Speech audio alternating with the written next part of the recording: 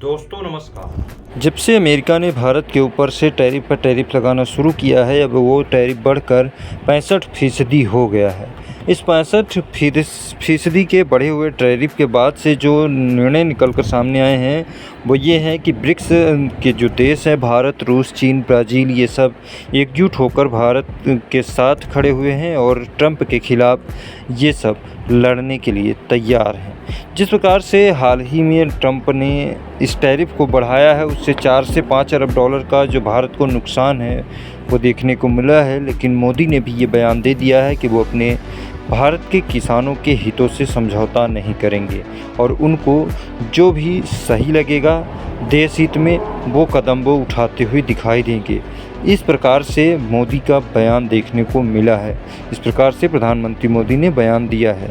जिस प्रकार से अमेरिका ने टैरिफ वॉर किया है, पूरा ट्रेड ही समाप्त होने की दृष्टिकोण में आगे बढ़ रहा है, उससे साफ तौर पर ये देखा जा सकता है कि किस प्रकार से अमेरिका की तानाशाही देखने को मिल रही है। निश्चित तौर पर कहीं न कहीं अमेरिका के साथ साथ पूरे विश्व जगत के लिए भी नुकसान का बड़ा संकेत माना जाता है, क्योंकि भारत ही एक है ऐसा देश है जो सबसे बड़ा बाज़ार माना जाता है। 50% तक का टैरिफ जब से अमेरिका ने लगाया है तो बहुत लोगों ने ये सोचना शुरू कर दिया है कि अब तो भारत को झुकना ही पड़ेगा। लेकिन क्या हुआ, भारत में जवाब देने के लिए सीधा अफ्रीका का रुख किया और नाइजीरिया से 1 मिलियन बैरल कच्चा तेल खरीद लिया।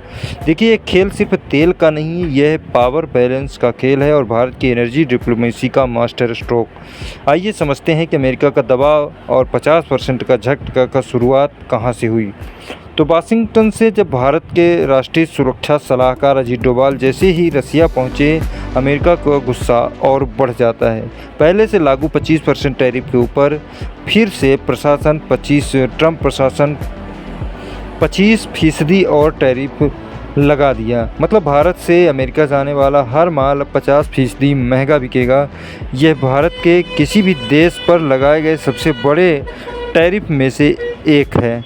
कारण साफ है, भारत अभी रसिया के साथ खड़ा हुआ था और अमेरिका को यह पीछे छोड़ देने वाली बात जो है वो कहीं न कहीं अंदर ही अंदर कुरेदती हुई नज़र आ रही है। अमेरिका से पूरी तरह से नाता बिना टूटे, इसलिए भारत ने पावर बैलेंसिंग खेल का मतलब जो दोस्त है वो दोस्त बना रहे और जो दबाव डाला दुश्मन भी ना बने।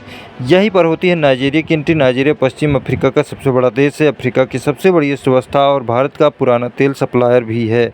2021-22 में भारत और नाइजीरिया के बीच व्यापार लगभग 14.95 अरब डॉलर का था, जिसमें से 10.029 अरब डॉलर का हिस्सा सिर्फ कच्चे तेल का ही था।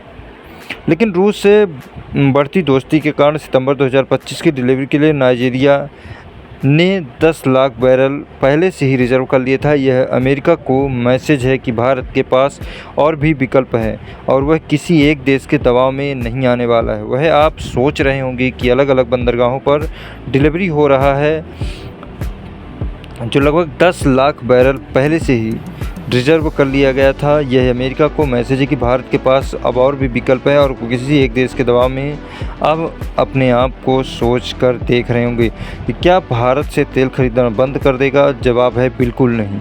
रसिया तो अभी भी माइल्स बैरल कच्चा तेल भारत को अलग अलग बंदरगाहों पर डिलीवर कर रहा है। इंडिया टुडे की रिपोर्ट माने तो अमेरिका भारत के संस्थापक हैं, मतलब भारत इसे आसानी से झेल सकता है। यह अमेरिका को मैसेज है कि भारत के पास और भी विकल्प और किसी देश में दबाव में नहीं आने वाला है। वह सोच रहे होंगे कि क्या भारत रूस से तेल खरीदना बंद कर रहा है, तो जवाब बिल्कुल नहीं है।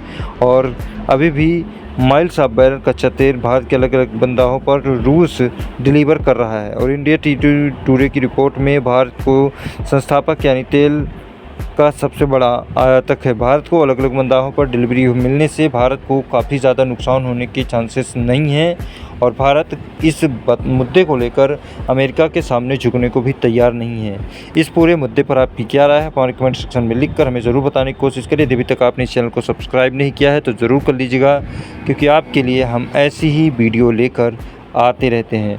और अमेरिका और भारत के रुख के बारे में भी अपनी राय ज़रूर दीजिएगा और बताइएगा कि किस प्रकार से इन दोनों देशों को आपस में समझौता करना चाहिए तो आशा करते हैं कि वीडियो आपको अच्छा लगा हो। यदि अच्छा लगा तो वीडियो को लाइक करें, चैनल को सब्सक्राइब करें और बेल आइकन को प्रेस कर ऑल का नोटिफिकेशन ऑन कर लें ताकि आने वाला वीडियो मिले आपको सबसे पहले। तो मिलते हैं अगले वीडियो में, तब तक के लिए नमस्कार, जय हिंद।